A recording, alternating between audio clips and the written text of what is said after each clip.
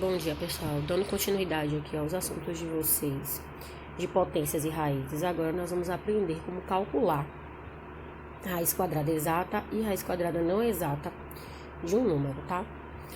A raiz quadrada exata, para a gente determinar essa raiz, a gente precisa encontrar um número positivo, né, real, ali, que pertence ao conjunto dos números reais, que ele elevado ao quadrado seja a raiz, né?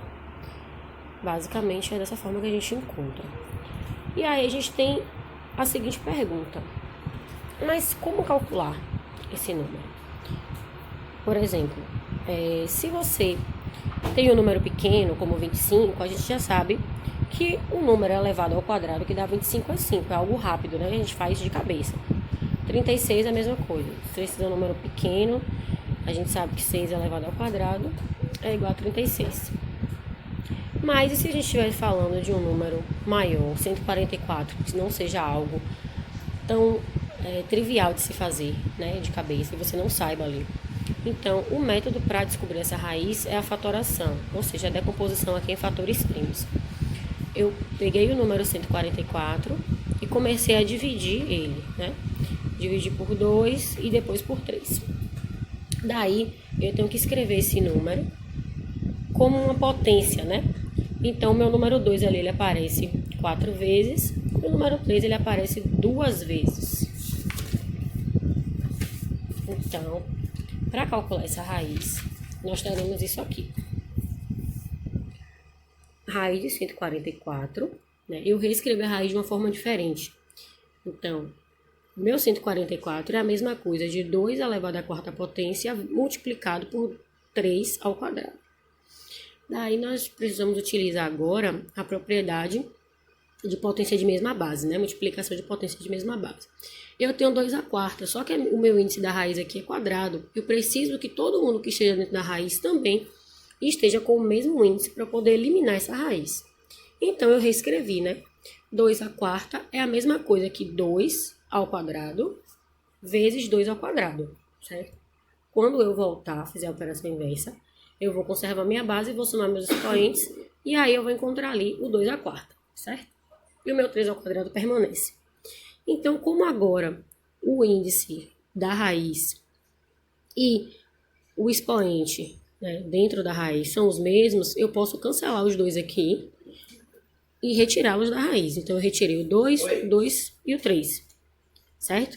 Sim. Então, eu fiquei com 2 vezes 2 vezes 3, então eu encontrei 12, ok? E assim a gente chega em uma definição que o 144 é um número quadrado perfeito. Ou seja, os números que são quadrados perfeitos, eles sempre vão poder ser reescritos e decompostos em forma de uma potência, e ele sempre terá uma raiz quadrada exata, certo? Mas e aí, se o número não tem raiz exata, como é que a gente faz? Primeira coisa que a gente precisa saber é que um número que ele não tem raiz quadrada exata, ele não é um quadrado perfeito, obviamente, tá? Então, ele não vai possuir essa raiz. E aí, o método que a gente vai utilizar para calcular vai ser por aproximação. Por exemplo, eu tenho ali a raiz de 10. Eu quero saber quem é a raiz de 10. 10 é um número que ele não tem raiz quadrada exata. Então, eu vou pegar um número que esteja próximo a ele, que tenha essa raiz quadrada exata. Por exemplo, raiz de 9. 9, ele é um número que ele tem raiz quadrada exata, né?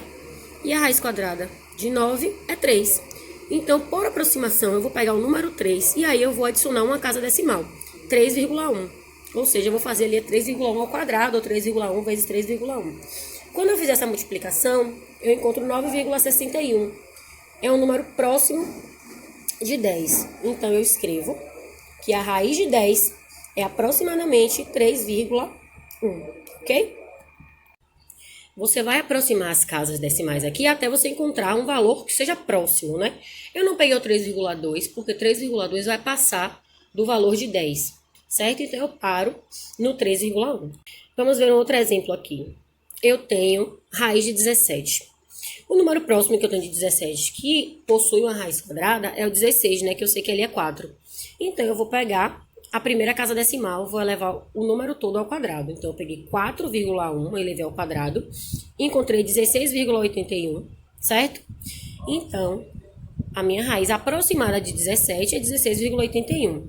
Observe que se você multiplicar, né, o 4,2 vezes 4,2, você vai passar de 17. Então, esse número, ele sempre tem que estar entre 17 e 16, certo?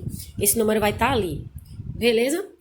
E aí, a gente tem que encontrar essa raiz não exata dessa forma. O número que você multiplicar aqui nunca pode ser maior do que a raiz. Ele tem que ser próximo, mas não maior, beleza? Mais um exemplo aqui de cálculo de raiz não exata, né? Eu quero calcular a raiz de 21. Eu sei que a raiz mais próxima, né? O número que tem a raiz mais próxima é 16, que é 4. Então, eu vou pegar as primeiras casas decimais para poder fazer esse cálculo, tá? Eu peguei ali 4,1 e levei ao quadrado. Eu fiquei com 16,81. Não cheguei perto, né? Tá bem distante ainda. Botei 4,2 ao quadrado, 17,84. 4,3 ao quadrado dá 18,49. Ainda não tá perto. 4,4 ao quadrado, eu tenho 19,36. 4,5 ao quadrado, eu tenho 20,25. E 4,6 ao quadrado, eu tenho 21,16. Dentro desses números aqui, o número que mais se aproximou foi 4,5, né, ao quadrado. Ele foi quem mais se aproximou. Porque 4,6 ao quadrado já passou, né, 21,16. Então, a minha raiz aqui aproximada de 21 vai ser 4,5, beleza?